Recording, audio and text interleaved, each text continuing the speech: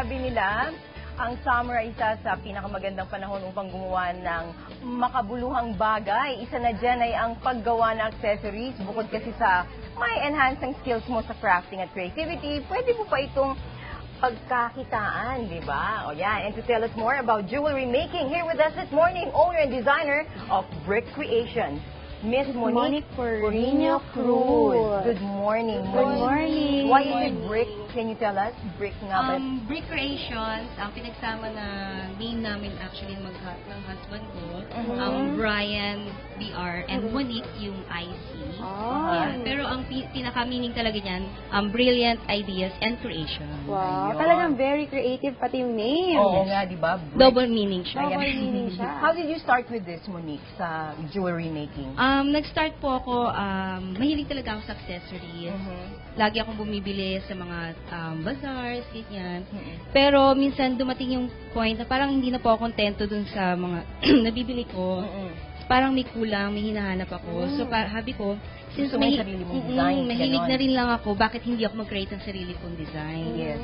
Tapos, nag-start ako, nakakatawa ako kasi, ang gamit ko nun ay yung mga electrical pliers ba? Yung pang bahay, yung sa husband ko. So, Okay. hindi pa ako aware that time na meron palang mga jewelry pliers. So, nag-start talaga ako from scratch. Talagang as in, zero knowledge ako sa paggawa ng accessories. Ayun. Pero dahil sa sobrang passion ko siya, inaral ko po siya, di-research, and madalas ako nagpupunta ng mga bazaars. Okay. Pasimple kong in-interview yung mga may-ari ng mga Oo. booths, na kumukuha ako ng mga ideas sa kanila. Ayun. So you have your beads and your wire. Yes, Can you opo. tell us about this? Show us first kung paano ka gumagawa. Ito, meron na tayong isang ginawa actually. Yes. Ano, Opo, mapakita itinuro namin. ko po sa inyo. Oo, tinuro sa akin. Yes. Monique, yan, Ate Alma, kanina. pero ang ganda. O, diba? O, yan.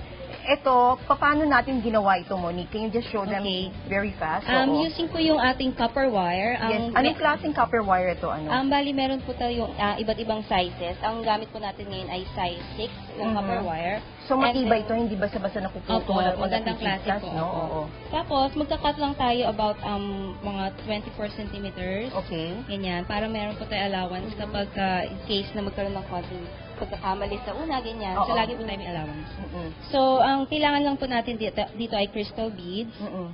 And then yung copper wire. Okay. Tutuhog po tayo ng 6 pieces ng crystal beads. Oo. And then, i-connect natin yung first bead dun sa last bead Okay. natin. So, mag-form siya ng circle. Yeah. Ayun, circle na siya. Ayan, pakita natin sa kanila. Circle na siya. Simple Okay. lang pero nakagawa siya ng ganda. Tapos, magkakaroon tayo ng pinaka-center. So, Mhm. dito natin yan ikakabit sa kabilang dulo. Okay. Yan. Madali lang pong technique dyan. Parang tayo mag-create lang tayo ng parang star. Oo. So, yan. Ayan. Dala-dala Nakita lang lang. natin sa kanila kung gaano Yes. kadali. Ayan. Ganyan Pagkatapos, lang po tinwist siya. nyo every 2 beads. Every Ano, 2 inikot beads mo. po. Interval, 2 beats. Yan. Tapos, parang mag-create talaga siya ng star. Ang tibay niya, hindi siya basta-basta mapipigtas. Kasi ang kapal nung Tama copper po. wire, ano, no? Actually, yung wire Sarah. talaga, hindi mo siya basta magugupit ng... Kailangan gugupitin mo may, siya ng ano ka tool. talaga, Tama po, may ayan. panggupit. So, ito na Ayun. po, ayan. Bibilis lang, di Ayan ba? na, finished product natin. Pakita natin sa kanila. Ganyan. So, Ganda. oo. So, ito yung mga jewelries mo. Can you tell us more about this? Itong mga ano mo. Most of my designs po kasi one of a kind. Bihira po ako mag-ulit kasi personalized. Una-una, most of my items na pinopost ko sa online shop ko, made to order.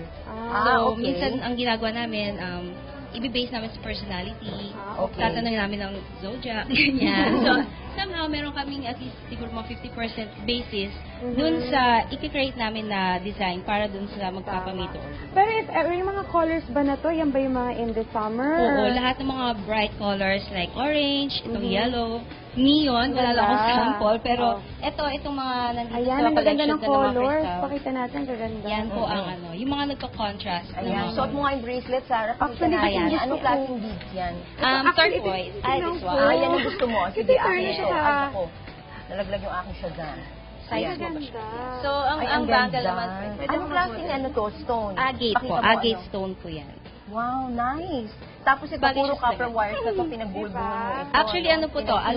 Aluminum wire. So, different pa yan So dito that's sa... different from the first one. Okay. Meron bang silver na ganito? Yes, meron pong ganyan. Silver and gold po yung available po dito sa atin. Ayan, okay. Ang galing ito naman, you have the necklace. Ito yata yung ginawa natin, ano? Parang ganito yung Opo, design. ganyan po. The one she's summer na wearing right summer. now, parang same.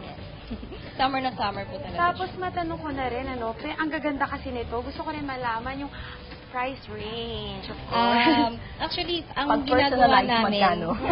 usually according sa budget na magpapagawa. Kasi we can design naman any accessory na based sa budget. Kung 50 pesos siya or 100, or maraming budget, 1.5 or pataas. So, kami mag-a-adjust. Pero according yung meron na kayong gawa na like for Mga- instance, eto, yan nga ganyan, yung mga gantong designs, mga most likely mga Yung bangles namin nag-range siya from 450 to 700. Ayan. So, yung 700 Ganda. natin is yung kagayang ganyan. ganda, di ba? With Ako din, embellishment. Shazam.